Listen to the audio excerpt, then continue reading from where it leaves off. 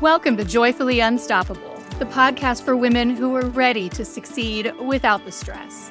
Whether you're leading a team, a classroom, a boardroom, or your own big, beautiful life, I am so glad you found us.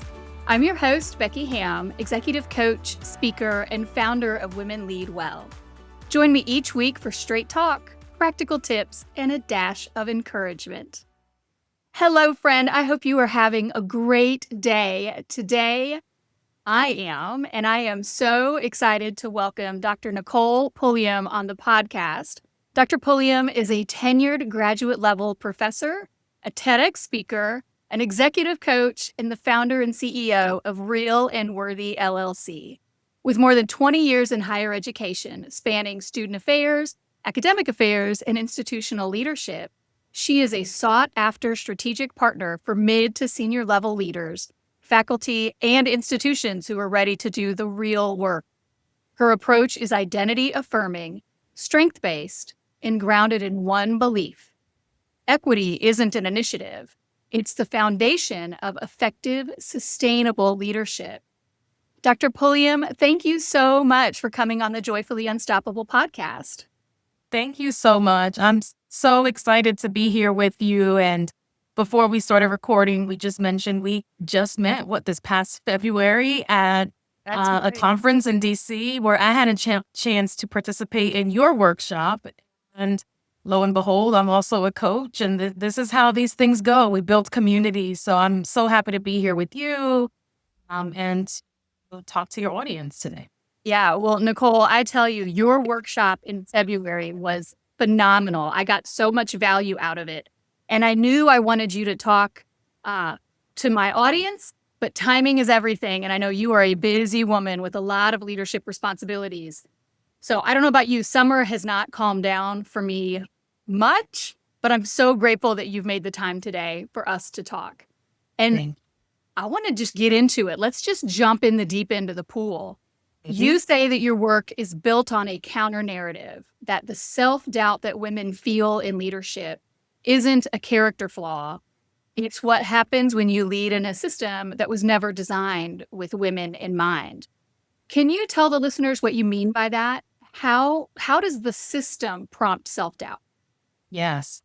So I love that this is the first question because, when I look back on my 20 plus career in higher ed, on, again, the student affairs side, the academic affairs side, my coaching role and all of the roles and just sort of navigating life as a woman, but also, and I'll get into, for me, navigating the world and my career as a woman of color, what I've learned over the years is that this whole idea that we call imposter syndrome, and I'm putting that in quotes for a reason, is actually a fallacy. Because the idea of imposter syndrome, and if we really pick that apart, the problem with that narrative is that there is something that is wrong with us, right? We start to look within ourselves because the feelings that exist when women say, I feel like an imposter, I'm experiencing imposter syndrome, those feelings are real. However, where the imposter syndrome narrative, the dominant narrative currently, especially for women, and then you add other racial and ethnic identities onto that, is that no one is talking about the ways that the systems in which we're operating are actually perpetuating or adding, or in many ways at fault for the very feelings that we are feeling. So oftentimes the dominant narrative is, let me go take another workshop, or now I'm not saying don't go and work with a coach because coaching is important, but maybe I need this or maybe I need that. And what I've found over the years, both from experiencing it myself, but specifically starting to dig into the research right now, I'm looking at my calendar, over the past 6 years, 2019 actually, I started to dig into this whole imposter syndrome research because the more conferences I attended and the more women I spoke with and mentored, and as I was navigating my own life, I'm like, let's dig into this. Like, what is actually happening? Fast forward, I wind up getting a grant to do this really cool study in 2019, 2020. What else was going on in 2019, 2020? The pandemic. I also had my second baby. So there was a whole lot going on. But I got my hands on all of the literature that was rooted or sort of had anything to do with imposter syndrome. And what I found was that imposter syndrome was actually, that term was actually not syndrome when it was first formed. It was based on the work of two psychologists back in the late 80s, Dr. Pauline Clance and Dr. Suzanne Imes, who did this really cool study with women, sort of middle-aged, sort of mid-level professional women.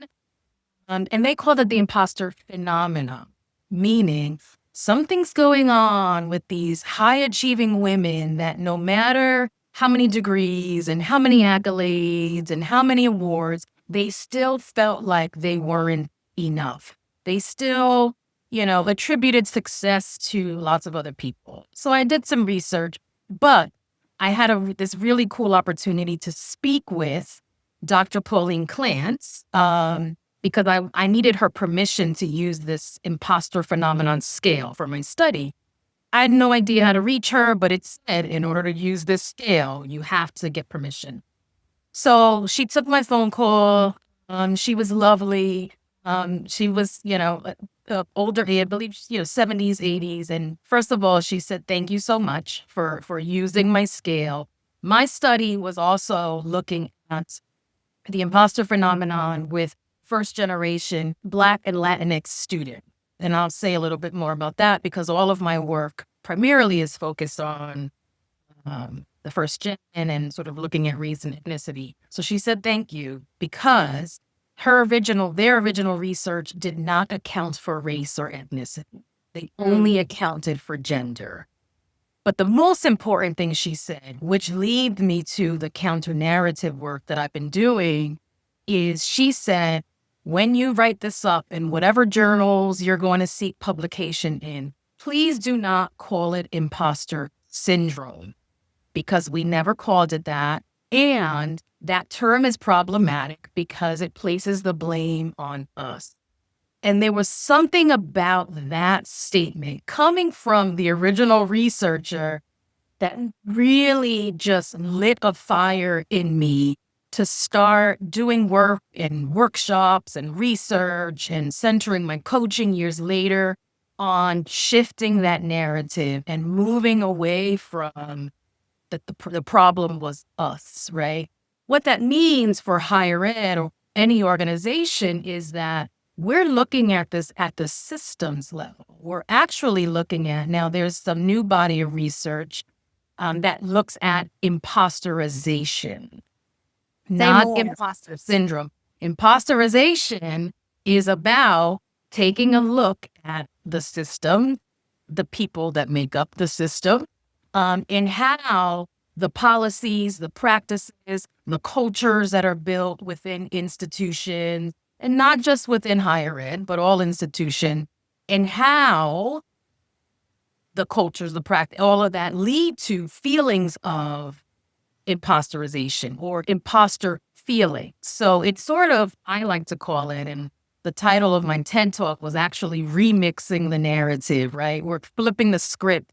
So we're still talking about it, but we're reversing the way we're looking at it. So the counter narrative is we're not imposters. Women of color, we are not imposters, which actually led to me naming my company that I built 3 years ago, Real and Worthy. Real being we're not imposters. We are real and we are worthy of everything we've achieved, everything we've earned.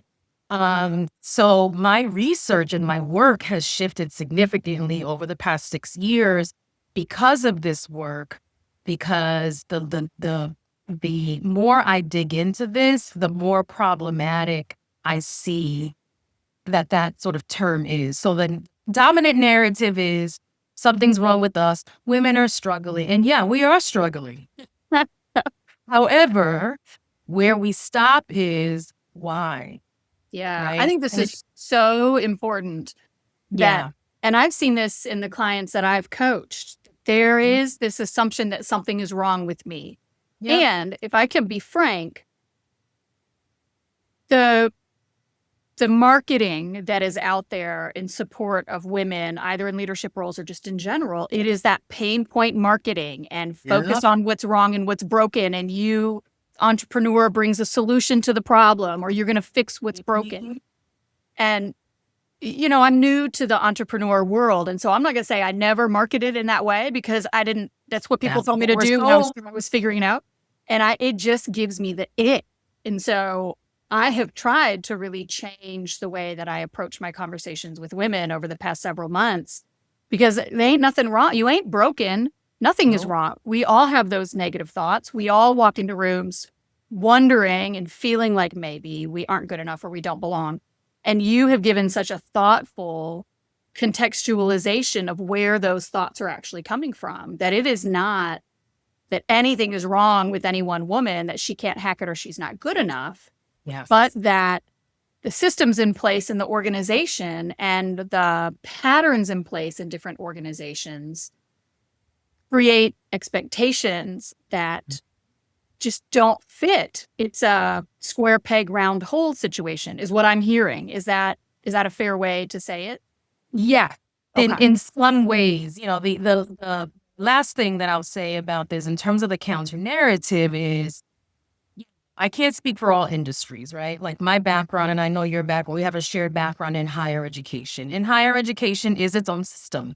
And in any system, and again, we'll just take a look at higher education, is simply a microcosm of our society, of the history of our country. And right. So, we oftentimes in education think that educational spaces are don't necessarily have the same issues that are going on in the rest of the world, like all of the isms, right? All of them. And that is just not true. It is a microcosm of our society, So when I think about the counter narrative, there's really two ways to think about this. And I think, you would appreciate this having been in senior level roles in higher ed and now being a coach and consultant too, is that the coaching piece is really about, how do we help our client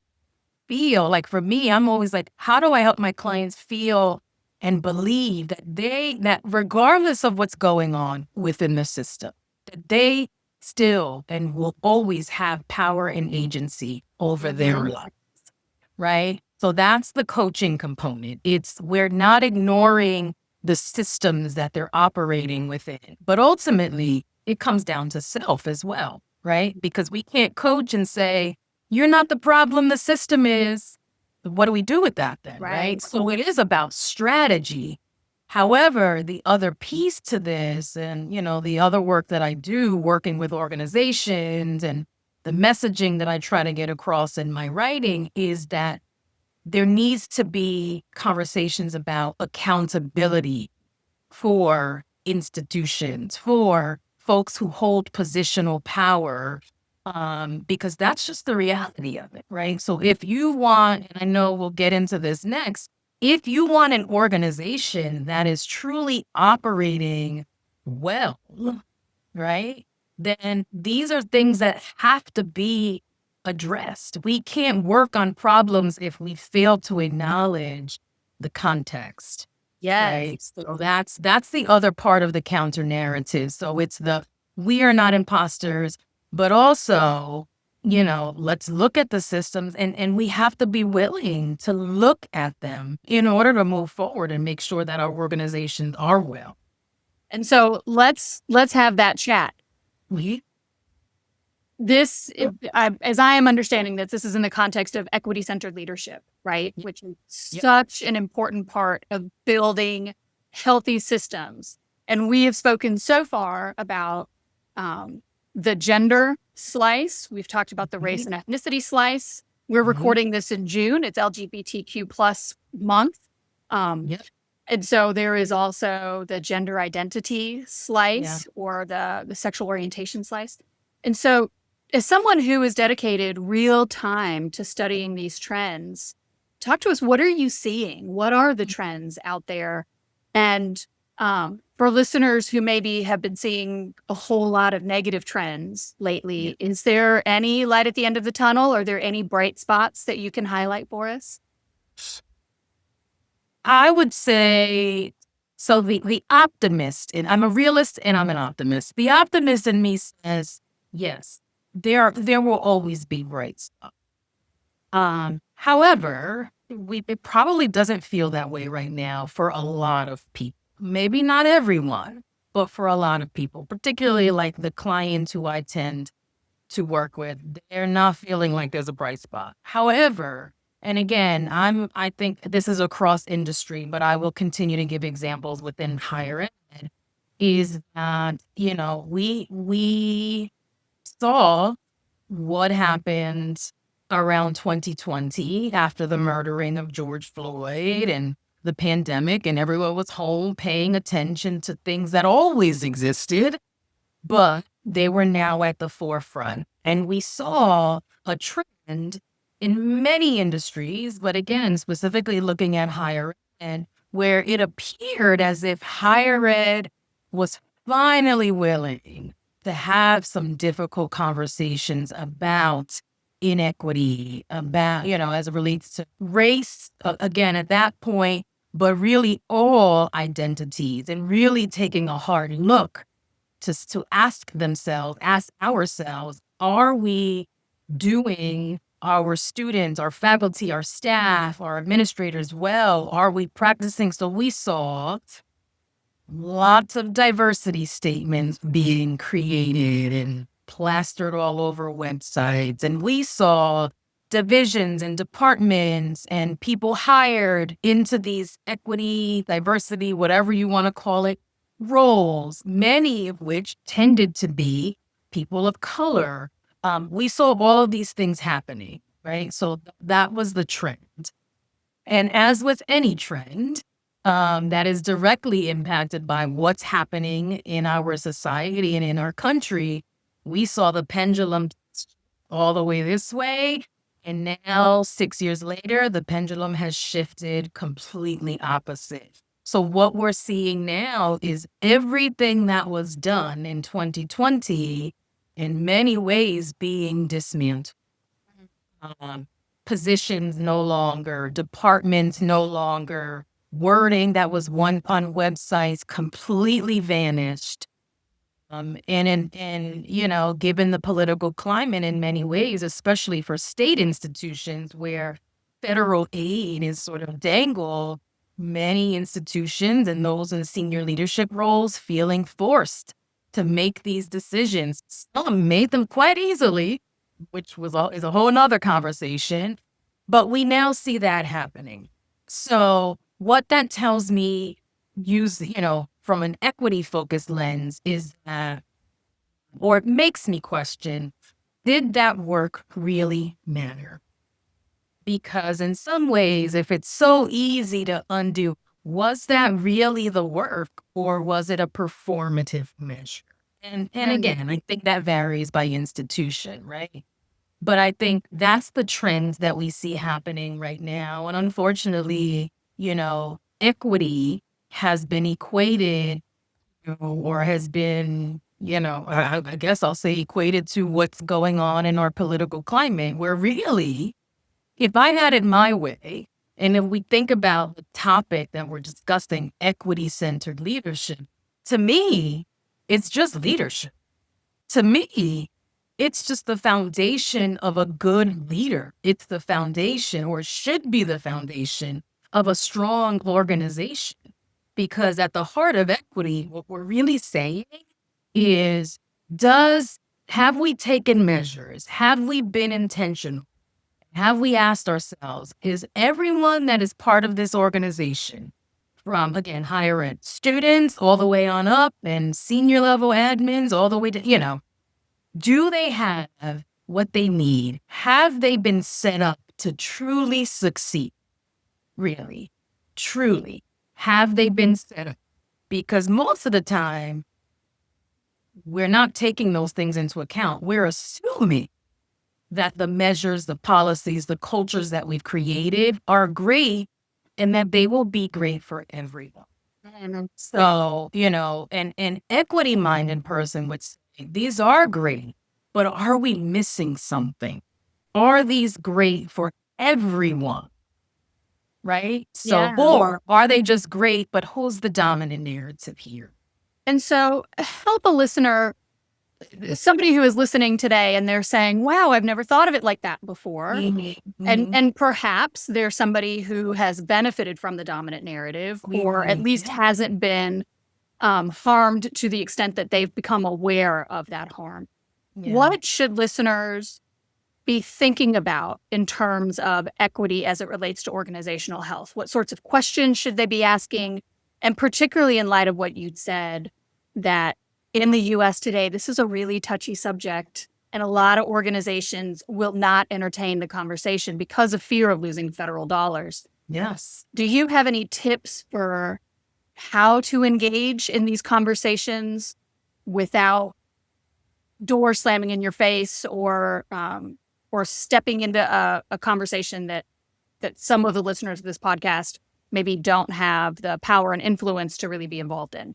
Yeah. Yeah. And I think, at the simplest level, here's what I would say, and that is, I think the question should always be, again, there's tons of examples, but I'm just thinking of, I'm on the academic affairs side right now. So, as you understand, lots of meetings with deans and provosts and, all of those conversations.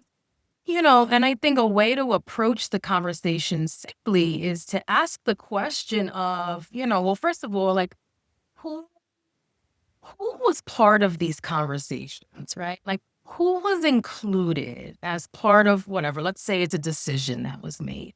Who was included, right? That's number one. Because rather than saying, who did you not include?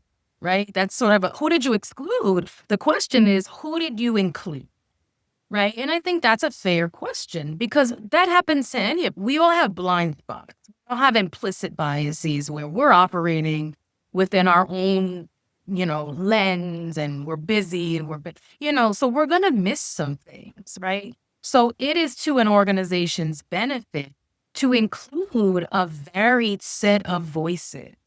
And not just for the purpose of inviting someone simply because of an identity that they represent. Tokenism.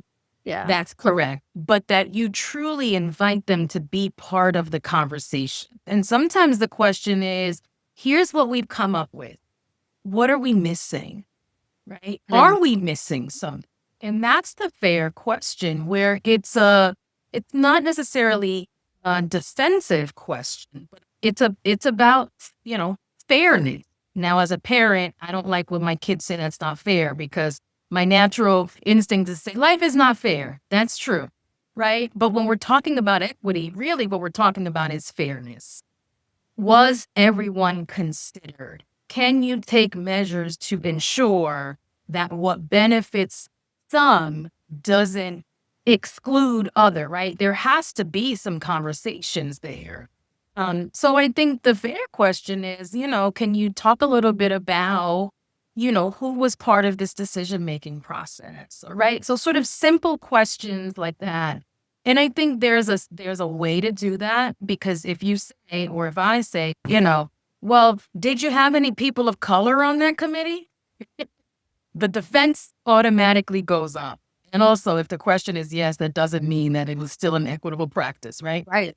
But I think if we simply focus on equity as meaning, was everyone or as many people considered? Now, it doesn't mean that we can create this utopia where everyone will be, but we have to sort of take a hard look at it, right? So I think we often overthink equity because media and society has done such a good job of making us fear the conversation. Right. So we don't say anything at all, even if we're sensing like, that's really interesting. right? And I'm going to give a really, really quick example because I think this probably oversimplifies, but some folks might get it. My part of my, what I'm calling my midlife play practice, joy and creativity is, especially now, spring and summer, I like to garden. I like to plant. I've been working on my green thumb over the years. And I think about, first of all, learning my environment outside, down to the sides of the house, which are full sun, which are partial sun, right? So if anyone knows anything about plants, the very first thing that you need to consider is how much sun do they need, or do they not like much sun at all, right? Because when I'm considering what plants to plant, I have to consider the conditions, right? The conditions. I can't just say that flower or that plant is beautiful, or I want some more color in my yard, and I'm just going to pick, right? I have to consider the condition, because if that plant doesn't thrive, what that means is there's a variety of reasons. But if I neglected to even consider what that particular plant needed, the sun, the amount of water, the way you have to plant it, then that means I haven't done my due diligence. I haven't necessarily practiced equitably as it relates to my gardening, right? Because I'm not even thinking about it. I'm like, this is a great, I got some new mulch, which I just did. I got, really great place to plant, but not for every plant. There are some things that I want to plant that just will not thrive no matter what. Or there are different things that I can do to ensure that this one plant thrives. And the other one, I can it's like the conditions are already set up to support it, right? And I'm always thinking about equity. So as I'm gardening, of course, I'm thinking about it. But I read something and we don't blame the plant, right? Right. We have to look at the condition. We have to look at how we treated it. And I think in many ways, that's what we're talking about, right? That's what we're talking about, right? So in gardening, you're like, well, you're not, equity-centered gardening. You're just gardening. Like, that's smart gardening. To me, that's smart leadership, right? It ensures that folks feel seen and connected and heard.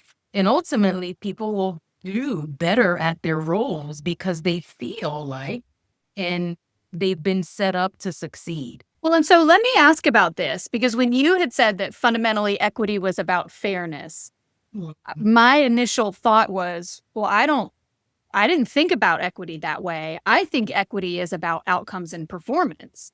And this could be a personal, everyone has different beliefs, but the data is pretty compelling that equity, that diversity specifically has been really well studied. But I would assume equity would feed into this, that the more equitable an organization, the better performing the individuals in the organization will be for a whole host of reasons related to actual ability to do their job without friction and roadblocks, and the fulfillment that comes from knowing that you're being supported and the impact that has on morale and motivation and output and work ethic. And so, and when you talk about the garden, I hear the same thing. Certain plants thrive under certain conditions and they falter under others. Yes. So, and maybe the answer is, well, it's both. It can be about fairness and it can be about performance. But how do you see those two in relationship? Is it worth pulling them apart? Do we just say that both? No, I think they're directly related. I think the outcomes, now again, when you're thinking as an administrator, and that's where we go, and that's the ways that we have to approach this work, because it's really both, right? So as it relates to outcomes, yes. I mean, for an organization, if you have done your due diligence and continue to do your due diligence, then you will absolutely have better outcomes, right? People will be more likely to stay. They will be better at their roles. They will produce, right? So I have a book coming out on this very topic. One of my authors wrote about and has done research specifically for senior women, senior leaders, her work is looking at Black women in senior leadership roles. She's at the chief of staff level. And she talks about this sort of audit, if you will, that she believes organizations should use to ensure that even before someone is hired into a role, that you are auditing your organization. And she came up with different, sort of checkpoint to ensure that even before someone is hired, they are set up to succeed internally, but ultimately to produce the outcomes that you hired them to produce and to produce them well, right? So it's not the diversity piece has really been about, and we saw this happen in 2020 as well. Lots of folks being hired or, let's put a person of color, like we lack diversity. So let's hire more Black and brown folks. But what was happening and still happening is you can hire, that's the diversity, but the equity is, have you done your due diligence to ensure that those folks, and really everyone, because when I talk about equity, I'm talking about not just people of color, right? It's for the overall health and wellness for the entire organization. But ultimately, there's enough data out there to show you will absolutely get better outcomes if this is the way that you continue to practice. So she talks about it. Her name is Dr. Kyra Lobbin. She talks about it as like equity-centered leadership is a fiduciary responsibility. And I'm like, I love that. Yeah. It is a fiduciary responsibility because what happens? People leaving roles, now you have to refill it, right? Like there's money attached to all of these inequitable practices. And this is the way we need to talk about the work to administrators, right? To board members and, like the counselor in me, also talks about, but because people can produce, here's the last thing I'll say. The outcomes can still be produced. So on paper, it looks as if that person is thriving. But if you talk to them, they will tell you a completely different story. So for a lot of us, and you might have your own stories of like, well, I was kicking butt in my role. However, fill in the blank, right? Like that's where the coaching component comes in as well. Because same thing with students. When I was doing student research, my students were, 3.5 and above GPAs. You would think into the university, they retained them, they graduated them. So on paper, it looked, and these were, Black and Latinx students, first gen. On paper, one would say that those students were thriving because the grades told one story. The qualitative researcher in me knows that's not the full story, right? So yes, I think it depends who you're talking to. Unfortunately, and I hate this, but this is true, when you're talking about making budgetary decisions and you have to focus on the outcome, then the fiduciary responsibility first, we can't just go in and say, yeah, but this person doesn't feel like they belong. That's not going to fly. It's true, but we have to reframe that, right? Like, so you kind of learn to say the same thing, but in a different way. But yes, it's both. Absolutely. Yeah. Thank you. So, Nicole, what is one message that you want to leave with listeners today? Just one. I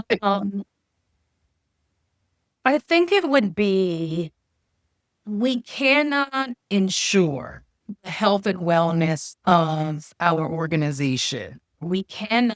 I'm also thinking about like even the title of your podcast, which I love, Joyfully Unstoppable, right? Like we can't ensure anything, joy, wellness, health personally, or if we're looking at institution, unless we are willing to look at the hard truths. We have to look at the hard truths. We cannot move forward. Because otherwise that's just putting a Band-Aid on it. If we're willing to do the real work, whether that's personally for ourselves or whether that's, as an institution, we have to be willing to look at the truth. That's the only way forward. It's like you have to get through the good, bad, and the ugly before the work begins. I truly believe that from a personal, professional, and institutional level. Yeah, I think that is so important. And we cannot want to look at that for a whole host of reasons. Oh, it's easy to not look at it. I'll look at it later. I'll go here. I'll do this. Yeah. Yeah. So if someone would like to learn more about Real and Worthy or maybe work with you directly, how can they find you? So I'm very active on LinkedIn. You can just find me there, Nicole Pulliam, PhD. My website is my full name, NicolePulliam.com. My website is in the process of being revamped, but it is still very active right now. I am active on Instagram, but I tend to do the most work on LinkedIn. So they can find me on either LinkedIn or my website. Great. Well, thank you, Dr. Pulliam, so much for coming on the Joyfully Unstoppable podcast. I have learned a ton today, and I know that the listeners have as well. Now, if today's episode spoke to you, I would love for you to share it with a friend. We need more women leading from alignment, not adrenaline. And if you haven't already, please make sure to like and subscribe so you don't miss next week's drop. Remember, joyful, sustainable, and authentic leadership is possible, and you deserve to enjoy every minute of it. Until next time, this is Becky Hamm, and this is Joyfully Unstoppable.